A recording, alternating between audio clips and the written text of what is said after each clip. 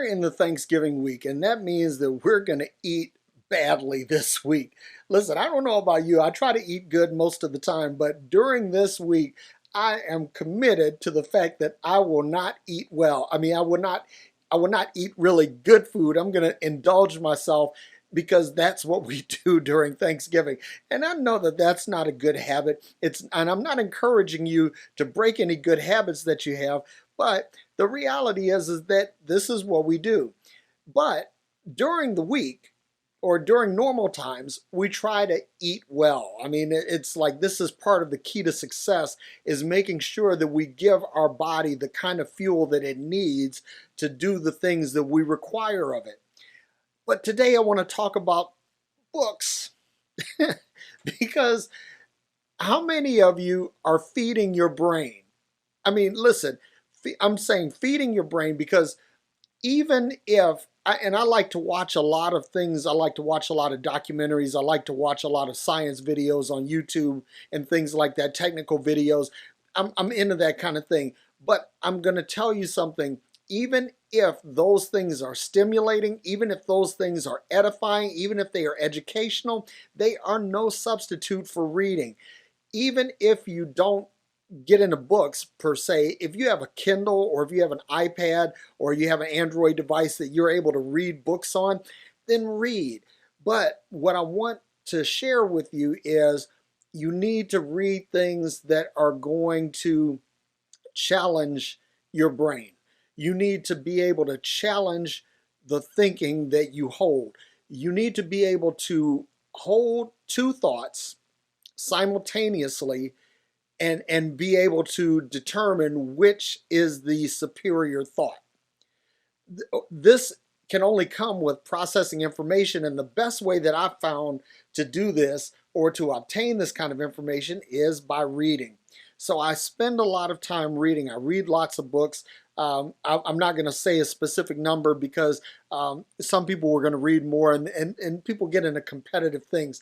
But I'll suffice it to say I read a lot. I read books, I read journals, I read newspapers, I read website articles, blog posts, and things like that because I'm trying to feed my brain the things that it needs to be successful. So I'm into a lot of motivational thinking about a lot of things that help you to rewire your brain for and program it for success. Things that teach me new and innovative things that I can do with my body for my good health and for longevity. I read things that that will stimulate my spiritual growth, that stimulate my emotional growth. And sometimes it's nonfiction. I read mostly nonfiction, I'll be honest. But you have to read some fiction too. Why? Because in doing that, you're stimulating the imagination.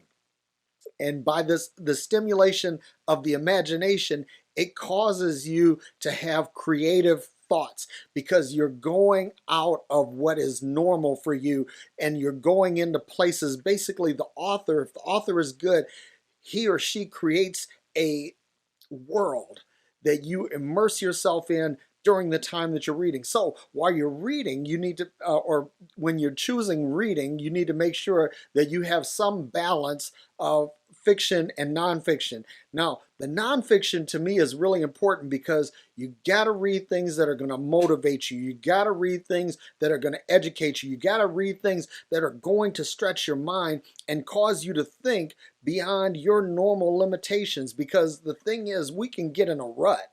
It's easy to get stuck in a line of thinking. And then when you do that, what happens is that the brain becomes comfortable and what we call neuroplasticity, that is the elasticity of the brain or the thinking mechanism, it becomes a little dull. And we want to keep that sharp so that we can react, so that we can make rapid decisions, because sometimes it's good to think things out and to devote time to it, but there are times when you simply don't have that luxury. You're going to have to quickly process information and decide how you're going to use it. And if you're reading the right kind of books, this will teach you or condition you toward making those kind of decisions, because what's going to happen is that when you read, especially if you're reading something that's outside your comfort zone, if you're reading something that's challenging you, because now your brain is going to have to process that new information in conjunction with the information that you already have and make some decisions about which is the superior information. That's how growth happens. And we want to make sure that at the end of the day, that growth is our goal. And listen, the only time that you should ever stop growing is when you stop breathing. And I really believe that even on the other side, and that's another story, that the learning keeps going. But we only know what we have now. We only know this life for certain. And so let's take the time to maximize this. Feed your brain. Feed it good stuff. Feed it good thinking material, good escape material. And listen, give yourself some stuff that makes you laugh. I'll tell you something. There are few things more therapeutic than a good laugh. You need to have someone that or read some things that are going to stimulate that good belly laugh. And I'll tell you something, that helps me to stay young, helps me to stay happy. And I just want to share that with you. So that's what I have today. And feed yourself well, okay? And I will talk to you soon. Glad you tuned in.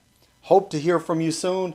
If you like this video, please like and subscribe here. And I will see you on the other side of forward.